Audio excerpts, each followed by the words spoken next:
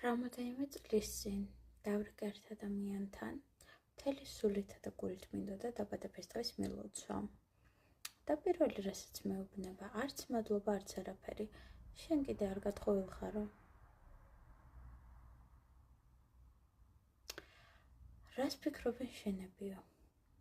აი ამ დროს თავში დამარტყა, რამდენად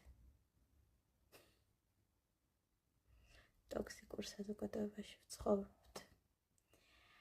საშინლად არ ვიტყვე ამას, დაამთავრეთ სიტყვა. მოწამლულს მთელი ცხოვრება, ყველანაირად აზროვნებით აღებული, სტანდარტებით დამთავრებული და უკვე აღარც მწყენია.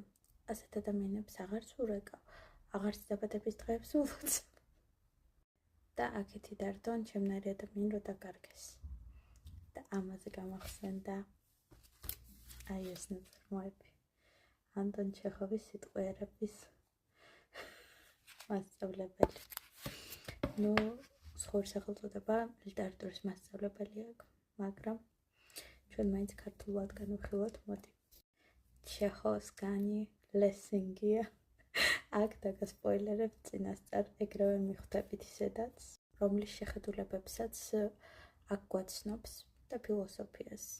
და იქიდანვე გვაცნობს მე-19 საუკუნეში რამდენად მოწამლული ქონდა ადამიანებს აზროვნება და ჩვეულებრივი რუტინული ცხოვრება ეჩვენებოდათ სასწაულად.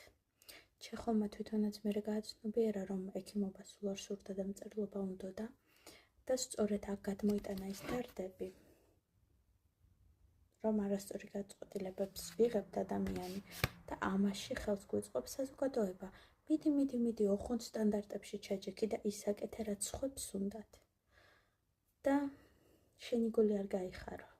ის კი არა, რა ფიქრები გაქვს, რა დარდები გაქვს, რომ არავის არ ადარდებს ეს. მხოლოდ სტანდარტში ჩაჯექი, იყავი რუტინის ნაწილი. იყავი ბედნიერი. საბჭოთა პროპაგანდას გახსენებთ, არა? საბჭოთა პროპაგანდის არსებობამდე და წარმოიდგინეთ. ძალიან სამწუხაროა, რომ ჩეხოვის ცხოვრებაშიც არაპირებდა დაქორწინებას, ბოლო წლები დაქორწინა და თავისმა მეუღლემაც კი უღალატა ადამიანთან, რომელიც დაბადებული იყო შემოქმედში, გურიაში. წარმოიდგინეთ. ასე რომ ცხოვრებაზე დიდი ირონია არ არსებობს. და მთავარია იმას მისდიოთ, რაც გსურთ და არა იმას, რასაც სხვები გეტყვიან. სწორედ ეს არის ამ ნაწარმოების მორალი.